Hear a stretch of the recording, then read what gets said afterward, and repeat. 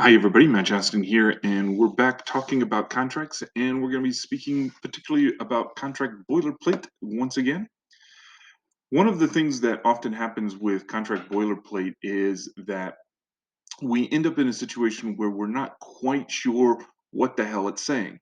It's some very complex language, and so I thought today we'd take a look at a contract that I've been working on with a client. This happens to be a agreement, a commercial lease agreement for a business that's going to be going into a new shopping center. So, in our last video, I talked about an integration clause.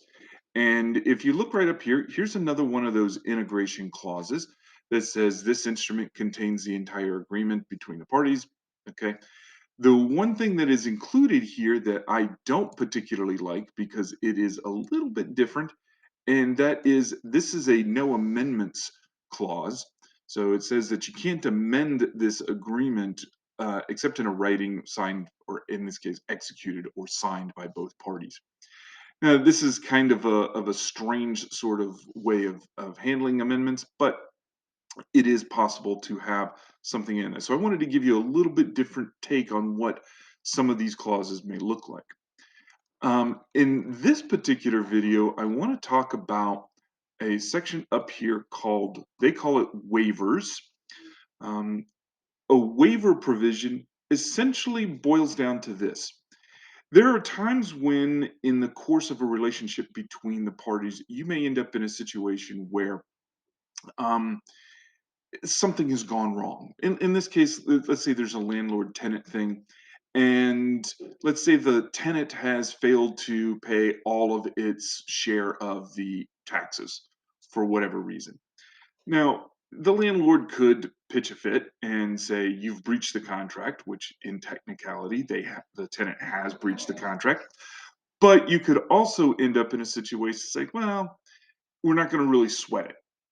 And essentially, what that decision to not sweat it means is that in this case, the landlord has said, we're not going to worry about it too much. But if you see right here, the failure of either party to complain shall not be deemed a waiver of any of its rights hereunder. Okay, so leave aside the hereunder, which just drives me crazy. The landlord in our hypothetical situation has decided we're not going to sweat this right now. We're not going to enforce our rights, even though we could have. That doesn't mean that by choosing not to sweat it right now, that the landlord is forever giving up its rights.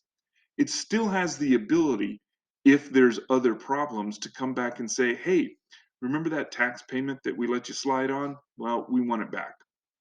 Okay. And those kinds of things are one of the decisions that happens in the day-to-day interaction between contract parties. So lawyers will put in this kind of phrase to make sure that people understand that just because we gave this up doesn't mean we're giving up all of our rights. And then you'll also get a second sentence that you'll see right here. This second sentence is often says that um, just because we waived this breach over here doesn't mean we're going to waive any subsequent breach of the same provision or anything else. So go back to our tax example. The tax example says, okay, you didn't pay us last month for the taxes. We let it slide. You haven't paid us this month. Now we've got a problem. And just because we let you slide last month doesn't mean we have to let you slide now.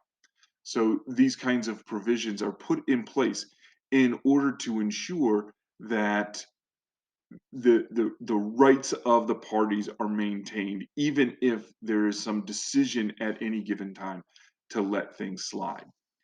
Now, the other problem with this particular provision that I see in here is there's a lot of different aspects of this provision that include different concepts. For example, this last sentence right down here, this is we're waiving punitive damages. So if there's a claim, you can't bring it against us and claim punitive damages. Punitive damages are very rare in contracts anyway to begin with, but you're waiving those sorts of rights.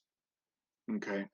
Um, so including these kinds of extra provisions in there, like I showed you with the integration clause down below, these kinds of are the kinds of things that just, well, frankly, they annoy me.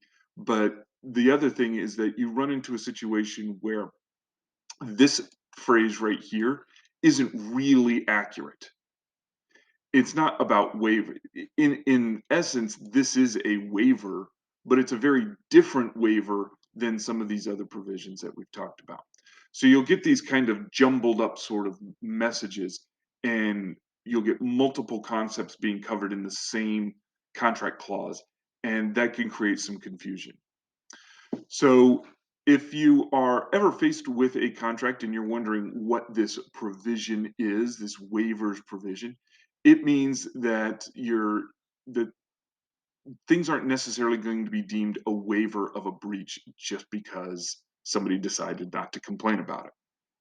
So in some future videos, we're going to continue with some of these other things that you see down here: notices, provision, attorney's fees provision, some other boilerplate.